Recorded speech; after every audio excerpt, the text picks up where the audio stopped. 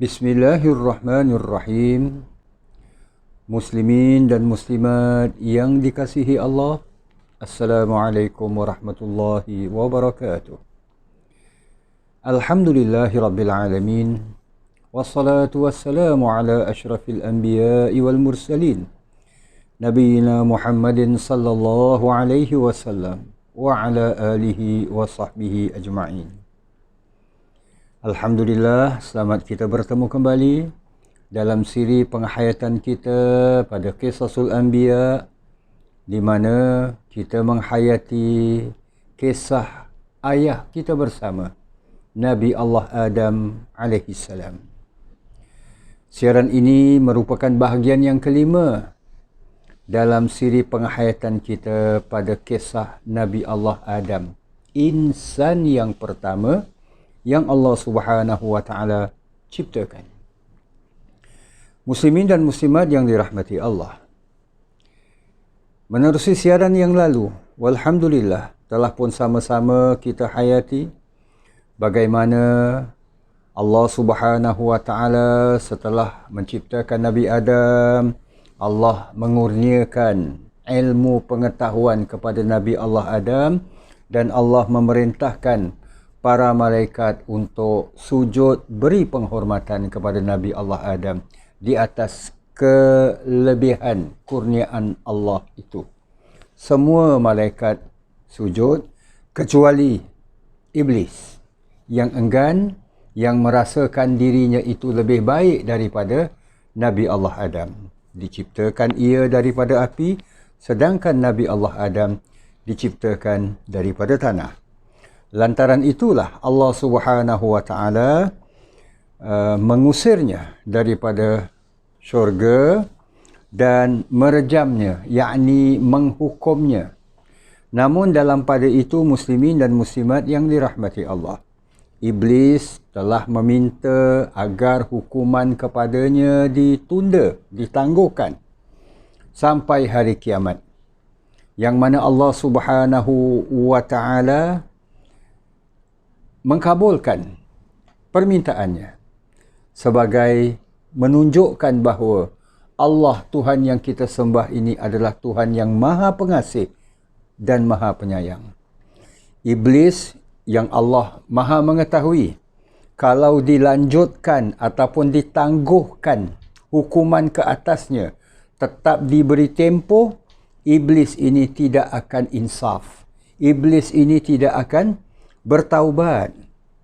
Kita mungkin manusia, bila mana sesuatu kesalahan yang kita buat, Allah Subhanahu wa taala menunda hukuman ke atas kita, menangguhkan hukuman ke atas kita, ataupun sesuatu musibah ditimpakan ke atas kita, antara lain kita masih berpeluang untuk insaf, kita masih berpeluang untuk bertaubat. Allah Maha mengetahui yang iblis ni tak akan pernah insaf, tak akan pernah bertaubat. Namun kerana kasih dan sayang Allah, Allah tetap mengkabulkan permintaannya. Ini telah pun sama-sama kita hayatinya dalam siaran yang lalu. Izinkan saya, para jamaah yang dirahmati Allah, kita meneruskan penghayatan kita pada kisah Nabi Allah Adam ini, di mana bila Allah tangguhkan hukuman ke atas iblis ini, iblis bersumpah seakan-akan ia berjanji akan menyesatkan anak cucu Nabi Allah Adam. Kita inilah manusia semuanya. Kita tinjau jamaah yang dirahmati Allah beberapa ayat, antaranya yang ingin kita tinjau pada kali ini adalah firman Allah dari surah Al-A'raf ayat 16 dan 17. Di mana pada dua ayat ini iblis berjanji akan menyesatkan anak cucu keturunan Adam. Allah berfirman di ayat 16 surah Al-A'raf ini, A'udzu billahi minasyaitonir rajim. Qala fabima aghwaytani la'aq'udanna lahum siratakal mustaqim. Iblis berkata, fabima aghwaytani, oleh kerana engkau telah menyebabkan aku tersesat, wahai Tuhan, la'aq'udanna lahum, aku pasti akan mendapatkan ataupun mengambil tempat bagi menghalangi mereka, iaitu anak cucu keturunan Adam, dari menjalani ataupun melalui ataupun mengikuti jalanmu yang lurus. Summa la'atiyannahum min baini aydihim, kemudian aku pasti, ini janji dia, aku pasti akan mendatangi mereka min baini aydihim, daripada arah depan, wa min khalfihim, dan daripada arah belakang mereka, wa an aymanihim, dan daripada belah kanan mereka, wa an syama'ilihim, dan daripada belah kiri mereka. So aku pasti akan mendatangi mereka, maknanya aku pasti akan menggoda anak cucu keturunan Adam ini daripada depan, belakang, kanan dan kiri. Maknanya apa ya? Surrounding mereka ni, keliling mereka ni. Tak dapat arah depan, arah belakang. Tak dapat arah belakang, arah kanan ataupun kiri. Yang penting, aku akan mendatangi mereka. Pasti mendatangi mereka. Pasti menggoda mereka. Itu yang dijanjikan oleh Iblis di hadapan Allah. Wala tajidu aktsarahum syakirin. Ini suatu keyakinan yang ada pada Iblis. Dengan ia menyatakan, menerusi firman Allah, wala tajidu, dan engkau wahai Tuhan tidak akan mendapati aksarahum, kebanyakan anak cucu keturunan Adam ini, syakirin, orang-orang yang bersyukur. Jamaah dirahmati Allah, ini janji Iblis kepada Allah. Kita hayati sedikit dua ayat ini, ayat 16 dan 17 surah Al-A'raf ini. Ia menyatakan, oleh kerana engkau telah menyebabkan aku ini terpesong, aku ini tersesat wahai Tuhan, aku pasti. So jamaah dirahmati Allah, ini sifat Iblis, iaitu bersifat dendam terhadap apa yang menyebabkan dia itu dimurkai oleh Allah. Dia nak lawan Allah balik, dia tahu dia tak mampu. Dia tak boleh. Tapi yang dia boleh kalahkan adalah anak cucu keturunan Adam. Jadi perkiraannya adalah, dengan ia, la'aq'udanna lahum siratakal mustaqim. Aku akan mengambil tempat, iaitu aku akan mencari peluang untuk menggoda mereka agar akhirnya mereka ini tidak dapat melalui jalanmu yang lurus. Asal perkataan la'aq'udanna lahum, aku akan membuatkan mereka ini terduduk. Jamaah dirahmati Allah, sekaligus kita dapat fahami ayat 16 ini. Iblis akan menggoda anak cucu keturunan Adam, manusia ini, iaitu dengan menyebabkan mereka ini terduduk daripada melalui jalanmu yang lurus. Maksudnya apa jamaah dirahmati Allah? Antara lain yang boleh kita sama-sama hayati, dan mudah-mudahan kita dapat berhati-hati dalam menjalani kehidupan kita yang amat singkat di dunia ini. Umpamakan, kita daripada satu bilik menuju ke pintu ataupun gate sebuah bangunan tu, kita berada di dalam bangunan tersebut, satu bilik, kemudian kita nak keluar menuju ke gerbang ataupun gate kawasan itu, sesuatu kawasan tu. Letaklah daripada sini Daripada bilik tadi, nak sampai ke gate itu, kita kena jalan lebih kurang 5 minit. Contoh saja, 5 minit. Kalau kita jalan terus, kita akan sampai sana 5 minit. Tapi bayangkan kalau kita jalan, kita duduk. Jalan, duduk. Jalan, duduk. Jalan nak menuju ke gate tu yang boleh sampai hanya 5 minit. Bila kita jalan, kita duduk. Jalan, duduk. Jalan, duduk. Mungkin 10 minit baru kita sampai. Ini bermakna kita melewat-lewatkan jalan yang hendak kita tuju, yang hendak kita sampai. Itulah yang dibuat oleh iblis. Antaranya dengan cara ia menggoda kita perkara-perkara yang baik, hal-hal kebajikan, termasuk ibadah. Sengaja akan menggoda kita, iblis ini, agar kita menunda-nunda, menangguh-nangguhkan. Sehingga akhirnya kita boleh sampai macam contoh tadi, dalam masa 5 minit, kita akan sampai ke tempat itu. Mungkin 10 minit, mungkin lebih. Dan mungkin masa duduk rehat tu, kita rasa, sedap duduk kat sini. So, kita akan mengambil masa yang lebih duduk di situ. Jadi jamaah yang dirahmati Allah. Contoh ya. Contoh.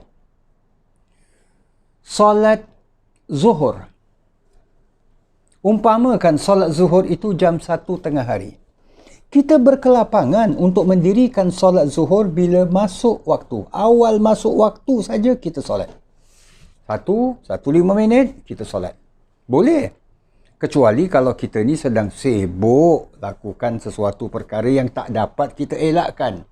Kalau perkara yang boleh kita elakkan, boleh kita tunda, boleh kita tangguhkan, kita solat dulu. Tapi apabila kita tunda untuk mendirikan solat, jam 1 kita belum mendirikan solat, tak apalah, nanti pukul 2 baru aku solat. Bila pukul 2, datang perkara lain yang menyebabkan kita tak dapat mendirikan solat jam 2. Tak apalah, masih ada time. Sebab asar pukul 4.10 minit. Pukul 4.10 minit. Ini baru pukul 2. Tak apalah. So, kita pun buatlah apa-apa yang lain dan sebagainya. Sehingga bila masuk jam 3.30, terperasan, tak apalah, masih ada lebih kurang 40 minit sebelum asar ni. Boleh habiskan kerja ni sikit. Umpamanya. So, kita tunda. Akhirnya, bila mana terperasan 4-5 minit. Aku belum solat zuhur. Kalang kabut tak? Yes, kalang kabut. Solat yang kita lakukan dengan keadaan kelam kabut. Yang mana mungkin menjejas kesempurnaan solat kita. Jadi ini kalau kita perhatikan, mula-mula ia menunda-nundakan. Syaitan ataupun iblis ini sengaja menyebabkan kita menunda-nundakan perkara yang baik. Sebab itu dikatakan perkara yang baik ini siratakal mustaqim, jalanmu yang lurus. Jadi jamaah dirahmati Allah, ini yang dia buat. Ini yang pertama. Bila ia menyebabkan kita ataupun menggoda kita, iblis dan syaitan ini menggoda kita daripada perkara yang baik untuk kita segerakan, tapi ia sengaja menyebabkan kita ini menunda-nunda.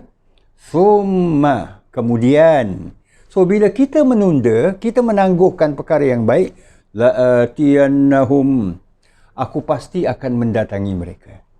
So, bila kita tunda, dia akan mendatangkan. Sebab itu jamaah dirahmati Allah.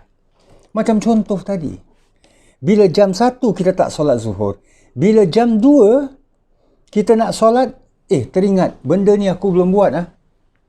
So, baru kita teringat. Padahal kita boleh teringat sebelumnya. Tapi kerana kita ni baru teringat, so benda yang baru kita teringat ni, kita buat dulu. Perut lapar, makan dulu. Umpamanya lah. So, jadi jamaah yang dirahmati Allah. Aku akan mendatangi mereka dari arah depan, arah belakang, wa an aymanihim, sebelah kanan, wa an syama'ilihim, Kalau kita lihat kita punya penjuru-penjuru arah ni, depan, belakang, kanan, kiri. Dua arah yang tak difirmankan Allah dalam ayat 17 surah Al-A'raf ni. Apa dia? Bawah dan satu lagi atas. Dia begini, kalau kita lihat, seakan-akan suatu garis yang dikatakan garis melintang dan garis memanjang. Depan, belakang, kanan, kiri, ini melintang. Horizontal. Sedangkan atas dan bawah ini vertikal. Dalam soal horizontal ini, garisan melintang ini, ia adalah ruang yang boleh digunakan oleh iblis, oleh syaitan untuk menggoda kita. Tapi dalam soal garis ataupun hubungan yang vertikal, hubungan antara kita dengan Allah, dia tak boleh. Dia tak boleh. Sebab itu bila mana kalau kita tidak eratkan hubungan kita dengan Allah, kita akan digoda oleh syaitan, oleh iblis daripada surrounding kita. Sebab itulah jamaah dirahmati Allah. Apa-apa pun datang daripada surrounding. Sekitar dan sekeliling kita. Termasuk orang-orang di keliling kita. Kadang-kadang orang-orang di keliling kita boleh menyebabkan kita ini lupa kepada Allah. Kita sayangkan anak. Ya. Itu naluri kita. Kita sayangkan isteri. Isteri sayangkan suami. Itu sifat semula jadi. Betul. Tetapi sayang kita kepada anak, sayang kita kepada suami, sayang kepada isteri adalah di bawah sayangnya kita kepada Allah Subhanahu wa ta'ala. Tapi kalau sayang kita kepada anak, sayang kita kepada isteri melebihi sayang kita kepada Allah, itulah yang ada bahayanya. Itulah yang ada bahayanya. Jadi jamaah yang dirahmati Allah. Maka itulah iblis, ia yakin yang ia akan berjaya menggoda anak cucu keturunan Adam, yang mana akhirnya engkau tidak akan mendapati kebanyakan mereka aksarahum syakirin. Kebanyakan mereka ini orang yang bersyukur. Jadi jamaah dirahmati Allah, kita perlu menjadi orang yang bersyukur. Bersyukur di atas segala ketentuan Allah Subhanahu wa ta'ala. Kalau tidak, akhirnya begitulah. Perkara yang remeh, perkara yang kecil, kita tetap akan persoalkan. Kita akan pertikaikan. Kenapa dia tu dapat lebih, aku kurang? Padahal dia solat, aku pun solat.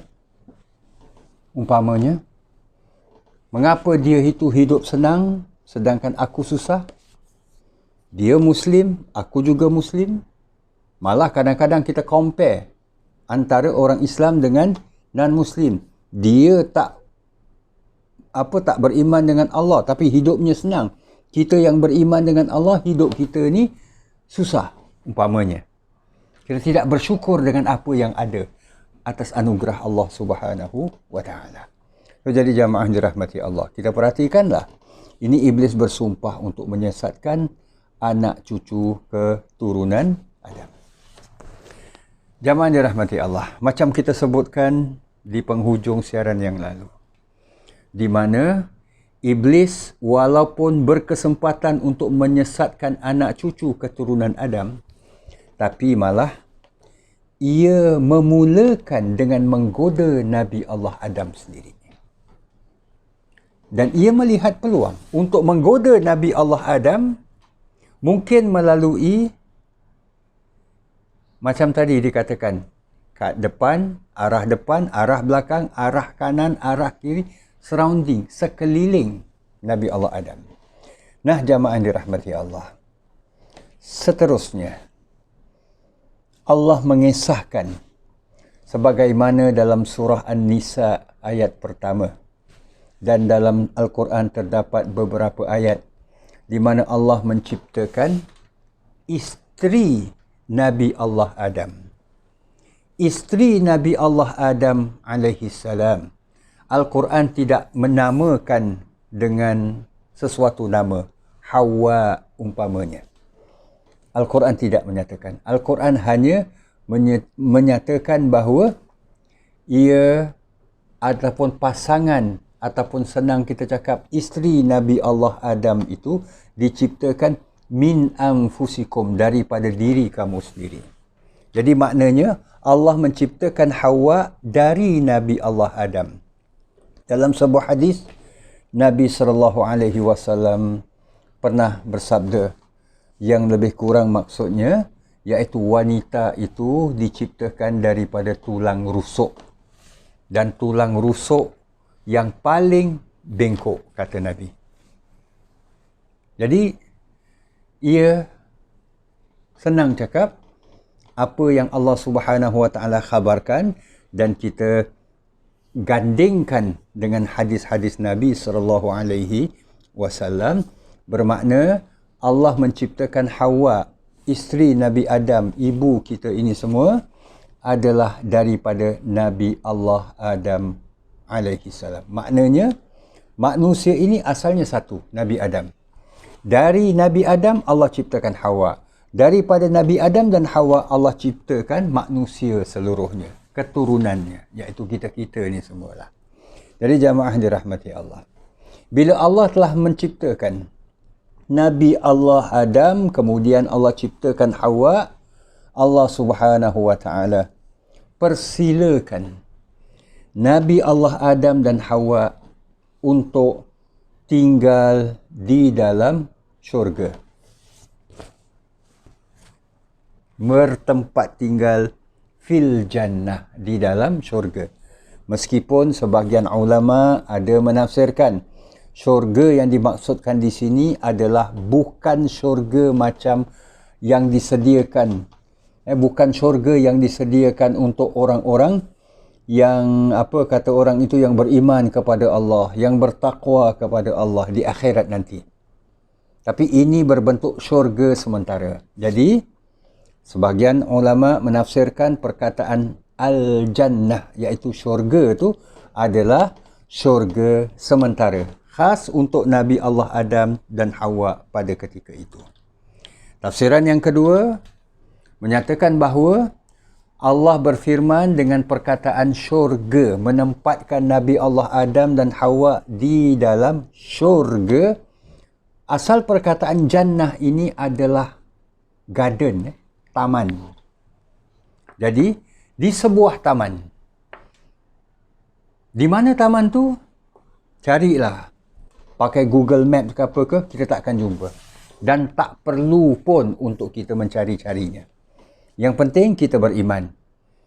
Jadi salah satu tafsiran yang kedua adalah ia di sebuah taman. Tak kira di mana pun. Ya, jadi Allah menempatkan Nabi Allah Adam dan Hawa di taman ini. Dan apa yang Allah Subhanahu Wa Taala bukan setakat menempatkan Nabi Allah Adam dan Hawa di dalam syurga tu, malah Allah persilakan, fakula minha ragadan haitsu syi'tuma, makanlah kamu berdua, makanlah apa saja yang kamu hendak dalam syurga ini. Makan, silakan, dipersilakan untuk makan. Yang penting adalah fala taqraba, dan janganlah kamu ini mendekati hadhihi syajarah, pohon ini, iaitu pohon larangan. Allah tak benarkan Nabi Allah Adam dan Hawa mendekati pohon ini. Fatakuna minal zalimin. Kalau kamu mendekati pohon ini, kelak kamu tergolong dalam golongan orang-orang yang zalim. Jadi jamaah dirahmati Allah, tinggal dalam syurga, Makanlah apa sahaja yang kamu hendak, cuma satu je, jangan dekat dengan pohon ini. Kalau kamu dekat dengan pohon ini, kamu berdua kelak tergolong dalam golongan orang-orang yang zalim. Di mana kita boleh ambil iktibar dan pengajarannya? Jamaah yang dirahmati Allah. Makanlah apa saja yang kamu hendak. Tempat tinggal ditempatkan di syurga. Cuma satu je jangan. Jangan dekati pohon ini. Jadi maknanya antara apa yang dibenarkan oleh Allah dengan apa yang tak dibenarkan oleh Allah dibolehkan dengan dilarang kalau dibuat bandingan. Yang dibolehkan sebenarnya lebih banyak daripada yang tak dibolehkan. Makan apa saja. Maknanya kalau contoh je. Nabi Allah Adam AS nak makan mangga, buah mangga, silakan. Nak mendekati pokok rambutan, makan buah rambutan, silakan. Nak makan durian, umpamanya lah kalau ada pun, silakan. Yang ini je tidak. Jangan dekati pohon ini. Jamaah dirahmati Allah.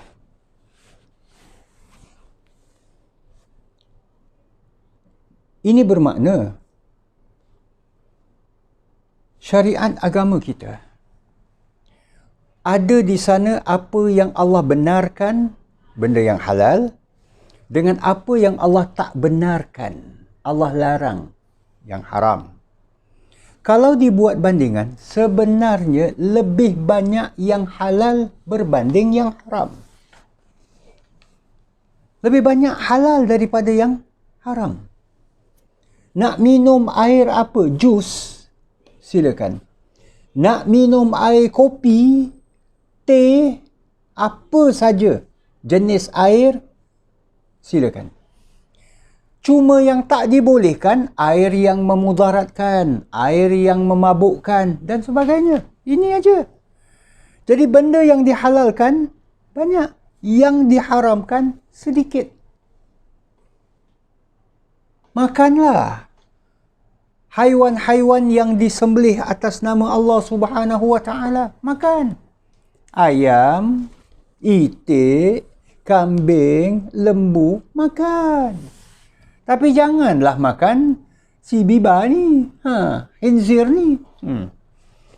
Itu yang dilarang ataupun yang disembelih bukan atas nama Allah, dia menjadi bangkai. Jadi jamaah dirahmati Allah. Ini kita lihat. Cuma kita ini telah dihantui, telah diracuni fikiran kita. Bila kita melihat hukum syariat kita, Allah, Islam ni banyak benda yang tak boleh. Buat ni tak boleh, buat ni tak boleh, ini haram, ini haram. Kita nampak tu. Padahal yang antara yang halal dengan yang haram, lebih banyak yang dihalalkan oleh Allah, yang dibolehkan oleh Allah, berbanding dengan yang dilarang oleh Allah. Itu satu. Tinggallah di dalam syurga, makanlah apa yang kamu hendak, kecuali jangan dekati pohon ini. Bukan jangan makan buah dari pohon ini.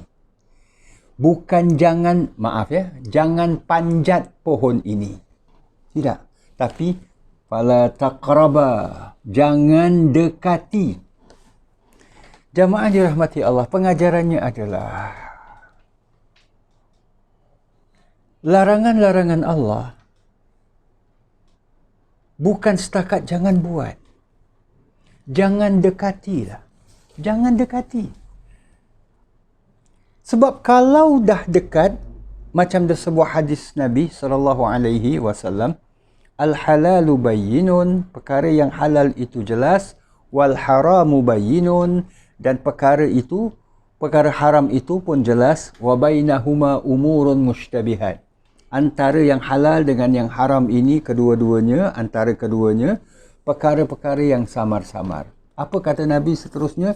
Sesiapa yang termasuk dalam kesamaran-kesamaran itu, ia mungkin akan termasuk dalam yang dilarang oleh Allah.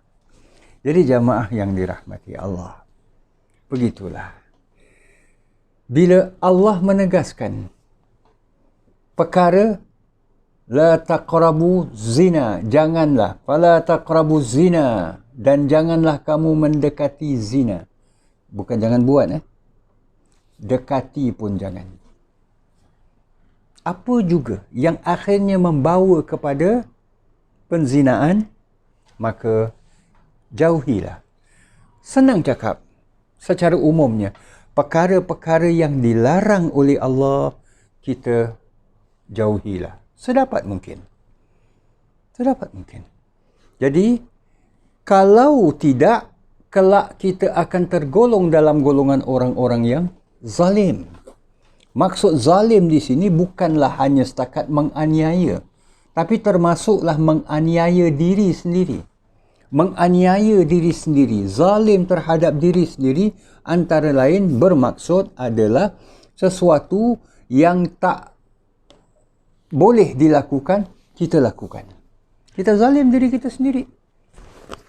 Umpamanya lah, contoh saja. Orang sakit. Orang yang sakit.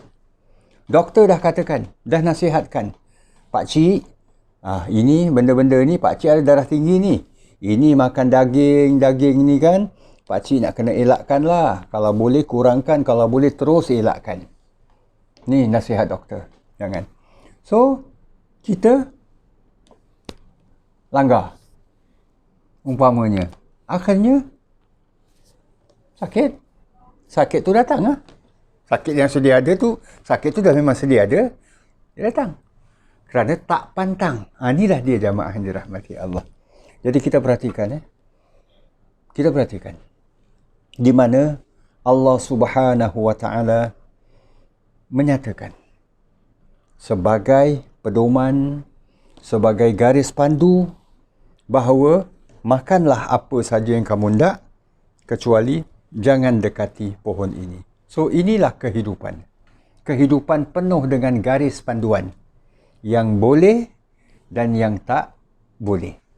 Pastinya yang dibolehkan oleh Allah banyak. Itu yang pertama, berbanding dengan yang tak dibolehkan. Keduanya, di samping itu, yang dibolehkan oleh Allah pasti mengandungi manfaat. Yang tak dibolehkan pasti mengandungi mudarat. Tidak ada sesuatu perkara yang Allah Subhanahu Wa Taala wajibkan kepada kita. Malah tidak ada sesuatu di sana, sesuatu yang Allah haruskan kepada kita, halalkan buat kita, kecuali dia adalah yang terbaik. Sedangkan apa yang dilarang oleh Allah, ditegah, diharamkan, yang tak dibolehkan, ianya pasti yang tak baik.